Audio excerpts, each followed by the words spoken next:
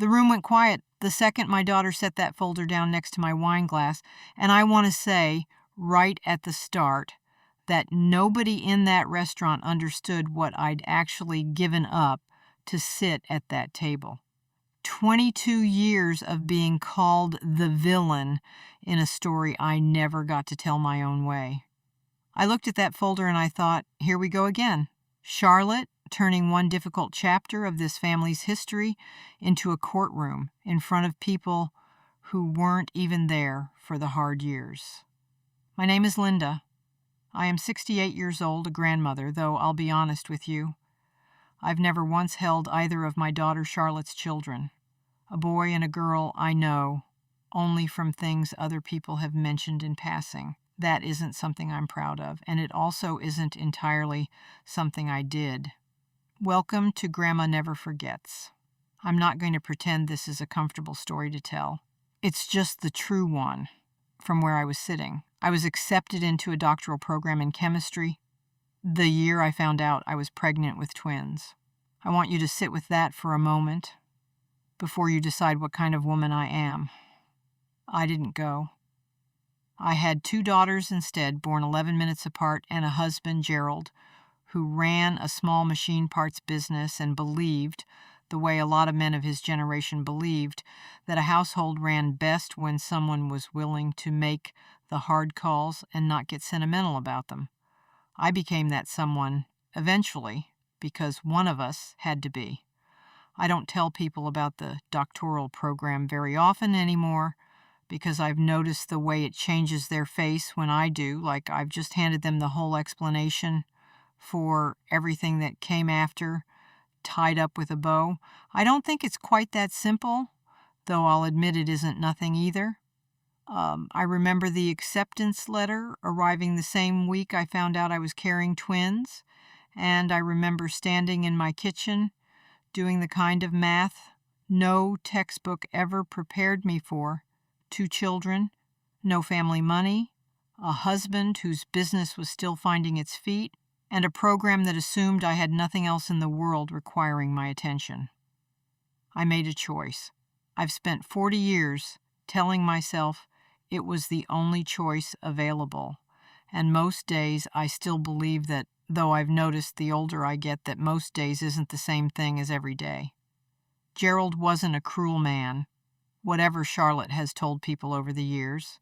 He was careful, methodical, the kind of man who read spreadsheets the way other men read novels, for comfort, for a sense that the world could be made to add up if you looked at it correctly.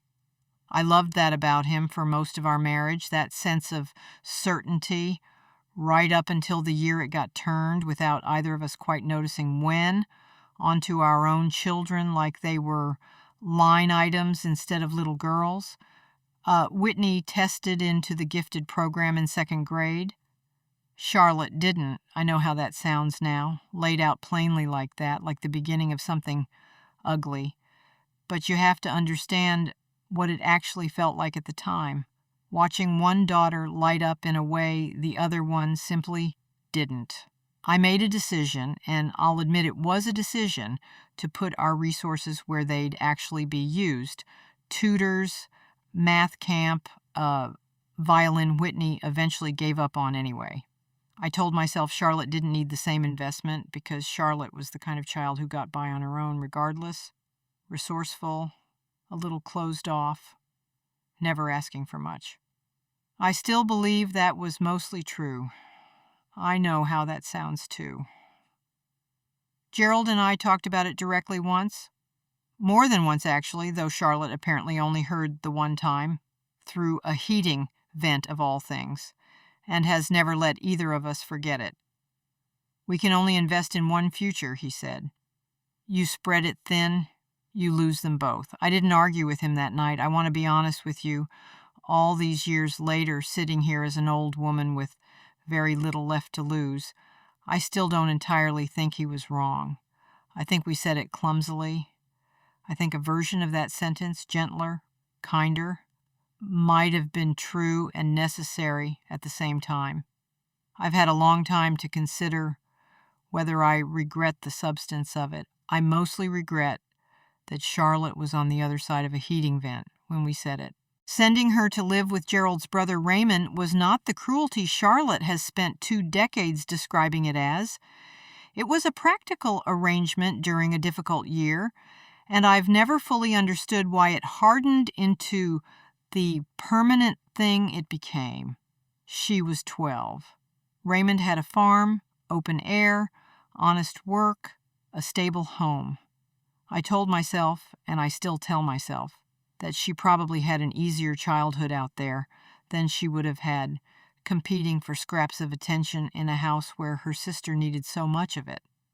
I know Charlotte doesn't see it that way.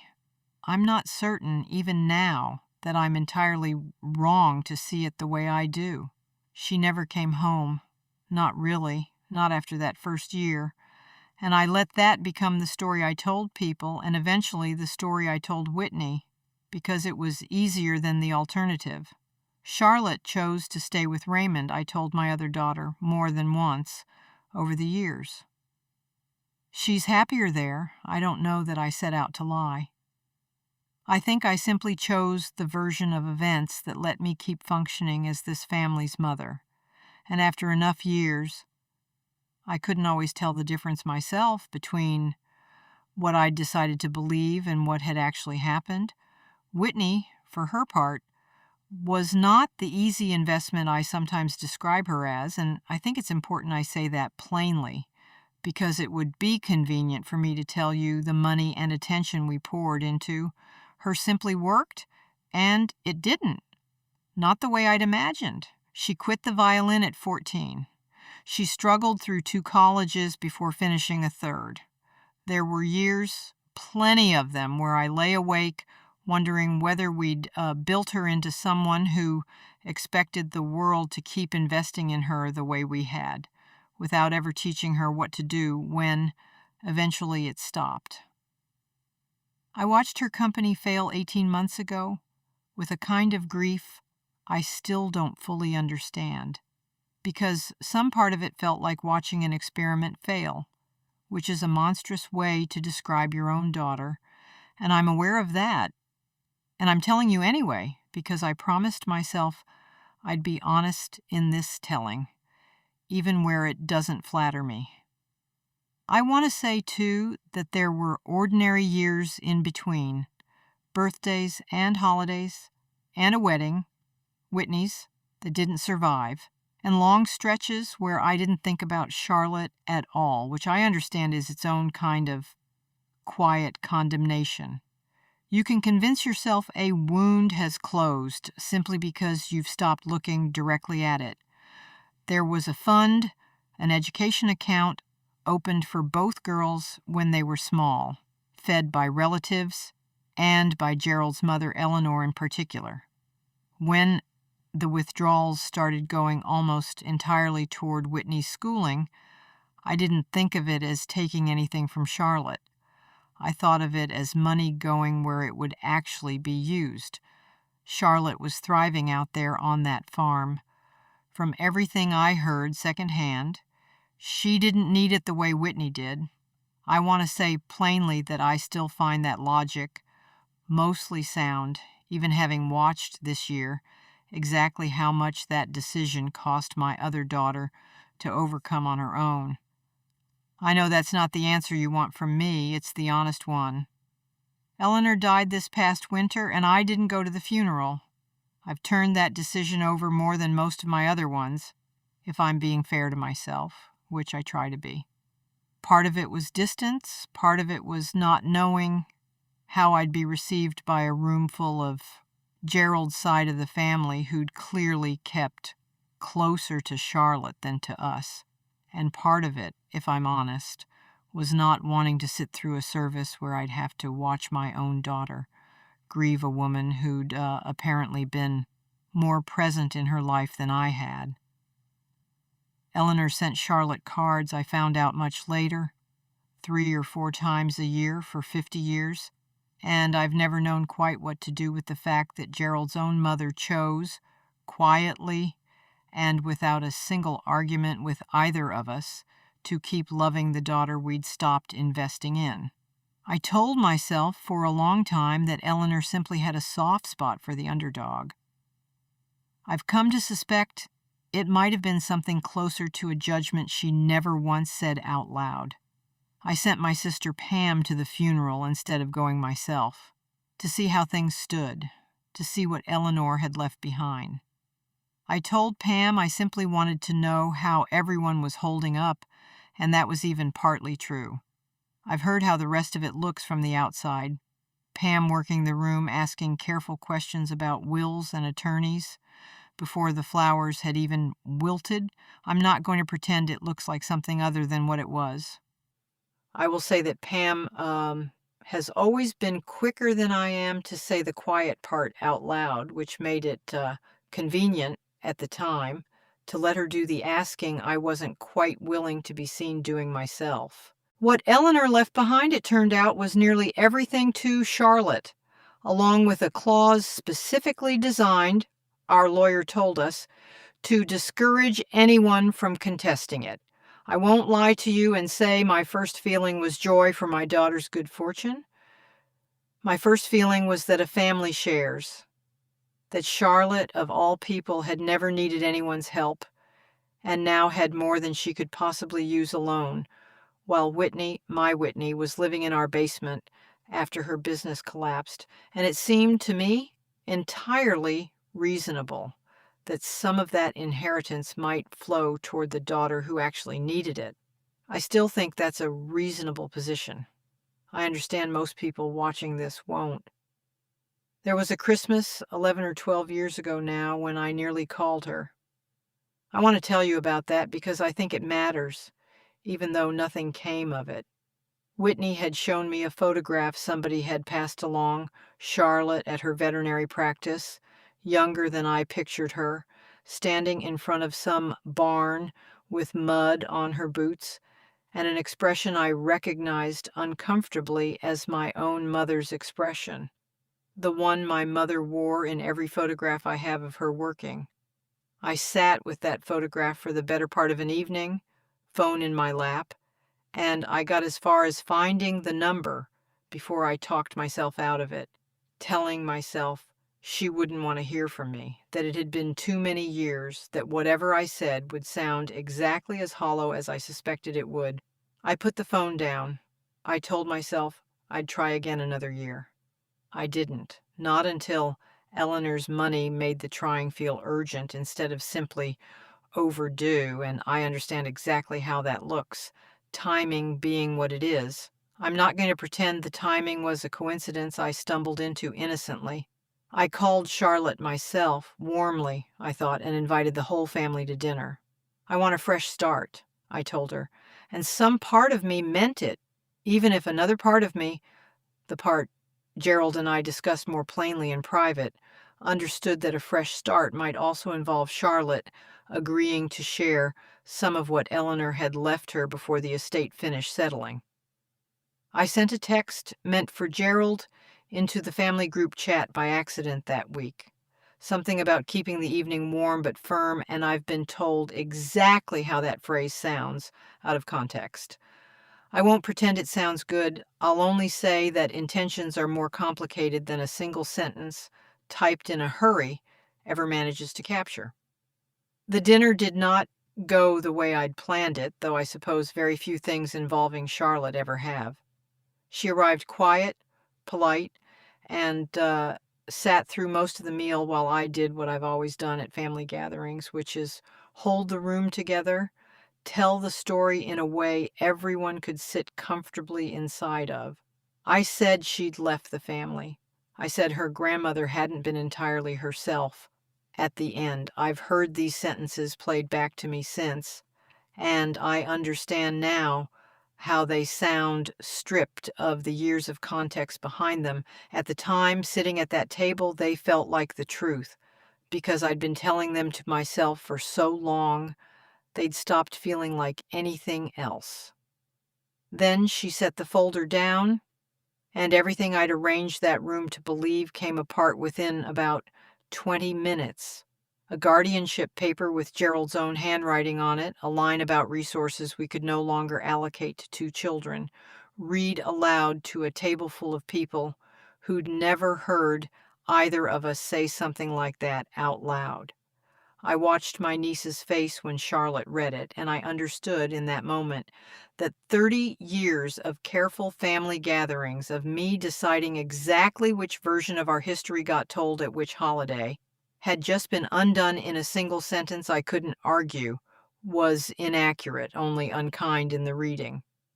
Bank statements came next, years of them showing exactly where Charlotte's share of that education fund had gone. Dates circled in a hand I recognized as careful and unhurried, nothing like the temper I'd braced myself for. I wanted, sitting there, to explain the reasoning behind every single withdrawal, the tutors, the school, all of it justified in my head 100 times over the years, and I discovered in that room that reasoning explained aloud to people who love the person it was taken from doesn't sound like reasoning at all. It sounds like exactly what it was. Gerald, God help him, actually repeated his old line about investing in one future, right there, proudly, as though the room would recognize it as wisdom instead of exactly what it was. I watched people's faces change while he said it, my own sister included, and I understood, watching them, that we had just lost an argument we hadn't even realized. Until that exact moment, we were still having with everyone at that table, not just with Charlotte. Whitney stood up. I want to tell you what that felt like, watching my own daughter, the one I gave everything to, tell an entire table that I'd spent 22 years telling her a lie designed to keep her from ever asking hard questions about where I'd sent her sister and why. I didn't apologize to her the way she needed me to that night. I said something about protecting them both, which is true in its way, and which I understand now was not remotely the thing she needed to hear. My sister Pam, who'd spent 2 days telling half the family that Charlotte had manipulated a dying woman, went very quiet. Once a text I'd sent and deleted got read aloud from Charlotte's phone. I hadn't thought anyone would ever see that message. I'm aware of exactly how that sounds too. I have not spoken to Charlotte since that dinner. Whitney calls less than she used to, and when she does, there's a carefulness in her voice that wasn't there before, the particular caution of someone who has started keeping her own records of what I say, comparing them, I suspect, against what she now knows to be true. She moved out of our basement that spring, found her own place 2 states over, and I understand she talks to Charlotte now regularly, the two of them building something between themselves that I am deliberately, I think, not being told very much about. I tell myself that's fair. I tell myself that most nights. Gerald and I removed Charlotte from our will a month after that dinner, out of what I told myself was principle, and what I understand, some nights might have simply been the only power I had left to exercise over a daughter I'd otherwise lost every real hold on. There wasn't much left in that estate to remove her from, if I'm honest.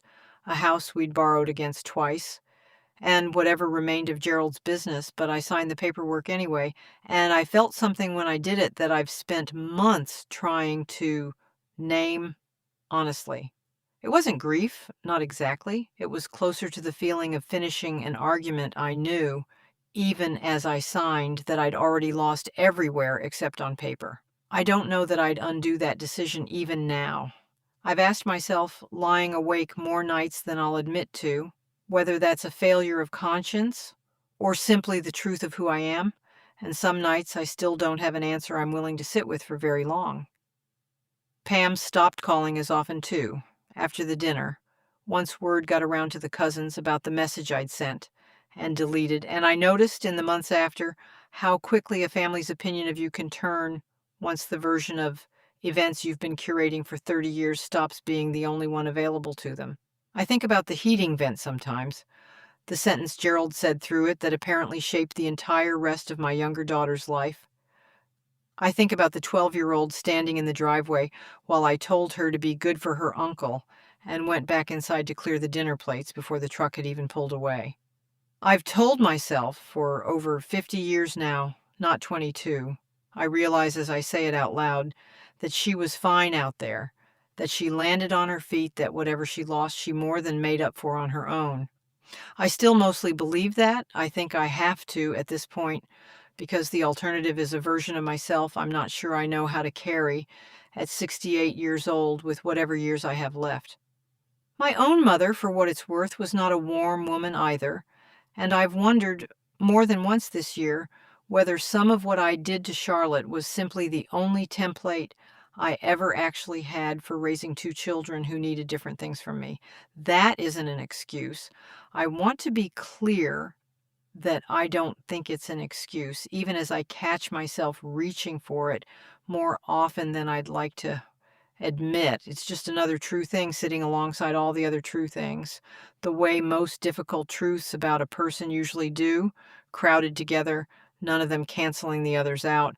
I don't have a tidy ending for you. I know that's not usually how these stories go. I know the woman you probably wanted to hear from tonight was the one who finally understood what she'd done, who called her daughter crying, who got invited back to the head of some table she deserved to sit at again. That isn't this story. I've had this whole year to become that woman. And some nights I get close, and then morning comes, and I find my way back to the version of events where I did what I had to do with two children and not enough of anything to go around. And I'm not entirely sure, even now, that version is the lie. I have two grandchildren I have never met. I think about them sometimes, what they'd make of me if they ever heard this whole story, told the way Charlotte tells it, or the way I've just told it to you. I don't know which version they'd believe. I'm not sure, if I'm honest, which version I fully believe myself most days. What I know is that the phone doesn't ring from that side of the family anymore, and some part of me still waits for it to, the same way I imagine Charlotte waited once for a truck to turn back around in a driveway that never did. If you've ever sat across from someone in your own family who could never quite say the words you needed to hear, I'm not going to tell you to forgive them. And I'm not going to tell you they don't deserve it either. That isn't mine to decide for you. Drop a comment and tell me honestly what you think a woman like me actually owes the daughter she sent away. I'd like to read them, even the ones I probably won't agree with. Subscribe to Grandma Never Forgets, and I will see you in the next one.